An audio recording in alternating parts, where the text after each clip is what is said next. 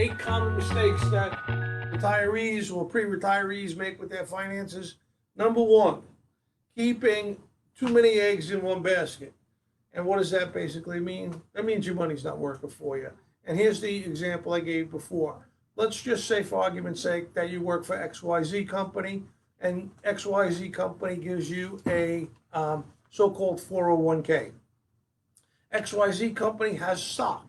You decide to invest in XYZ company stock, and you do that for 30 years, and then all of a sudden XYZ company goes bankrupt.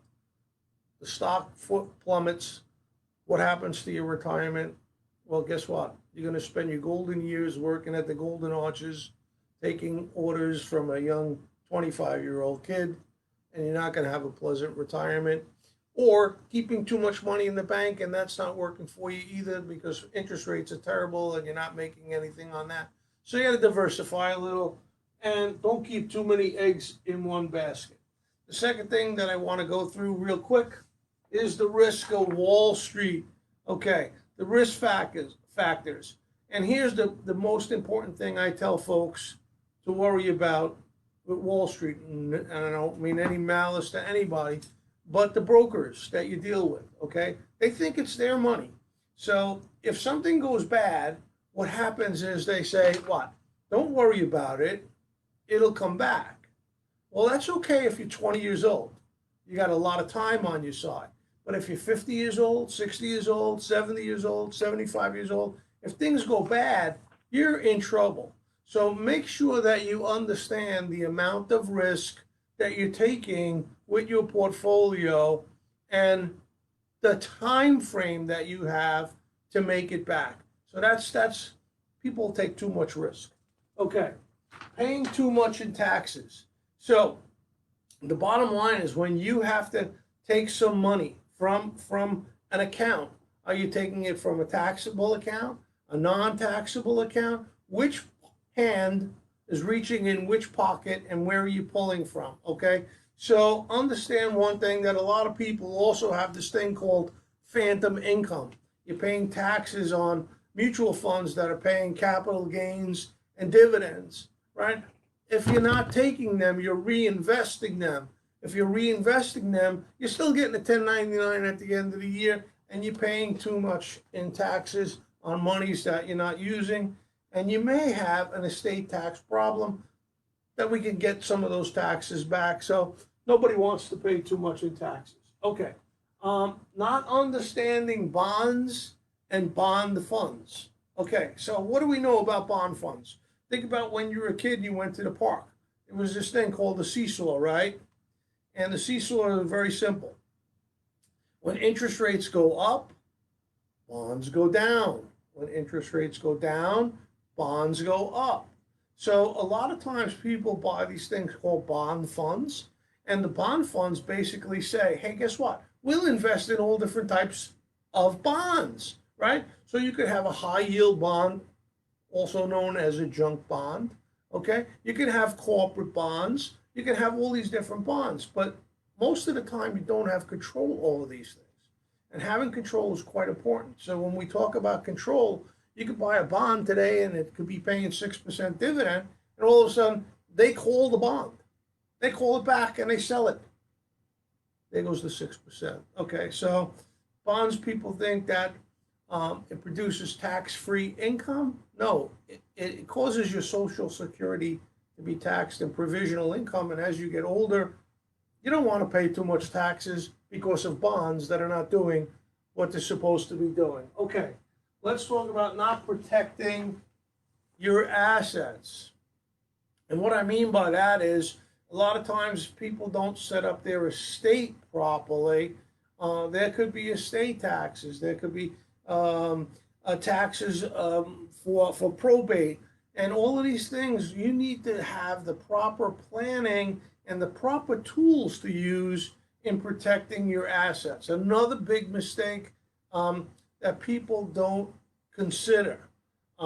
If you have $1 million or $2 million or $3 million, whatever it may be, and you drive a car and you have $300,000 of liability insurance and you hit somebody and they decide to sue you, um, that attorney is going to do his due diligence and find out that you're worth a million, 2 million, 3 million bucks, and they're going to sue you for quite a bit. And if the judge should side with the victim, and all of a sudden the judge says, okay, $700,000 to Mr. Magoo, and you only have $300,000 of liability insurance, well, 400,000 is coming out of that million, 2 million. So an umbrella policy might be a great way to help protect your assets. Let's go to the next one. Holding title jointly. This I find in my practice is a huge mistake, especially with widows and widowers.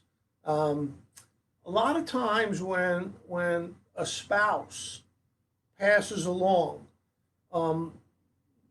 the survivor wants to know that their family can get to their assets rather quickly. It's okay to hold any asset jointly with your spouse, but it's not okay to hold it with your son, your daughter, your cousin, your uncle. It's not okay to do that. Same example, they get into a car accident or a lawsuit, all of a sudden you're dragged into that lawsuit. They have a problem with the IRS and the IRS freezes their accounts. Well, if your name's on it, your account's getting frozen as well.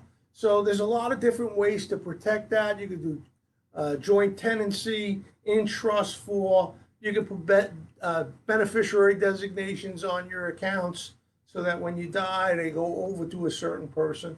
But please don't try and hold title with your son, your daughter, your uncle, your cousin. Nobody other than the spouse. Okay. Here's a big thing that people don't plan for as well. The fact is that as we get older, there's a good chance that we'll get sick in one way or another. And we have nursing homes and home health care.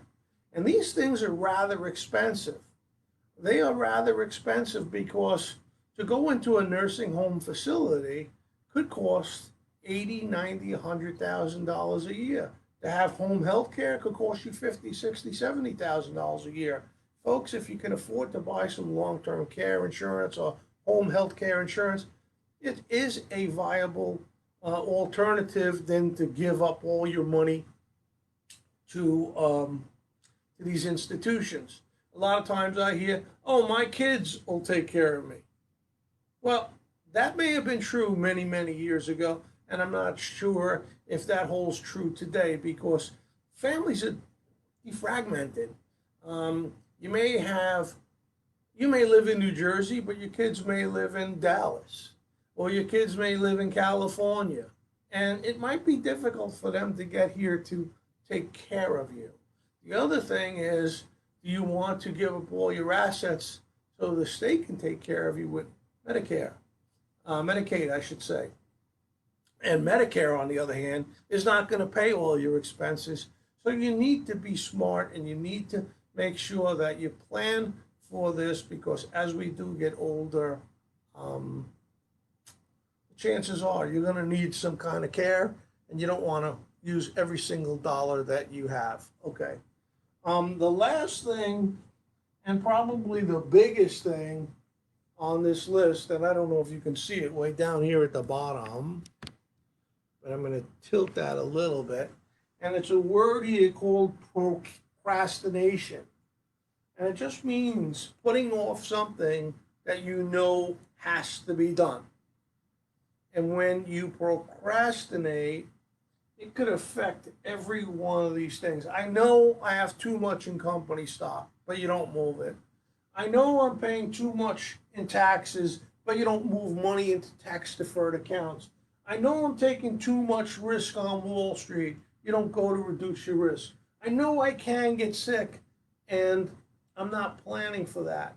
So guys, these are very silly but flexible areas where you can enhance your retirement, not to have any sort of pitfalls. So I urge you to take a peek at where you are, If you want, we can send you a list of this. Just send us a message. Give us a call, 732-747-2022, and we'll be happy to share this with you.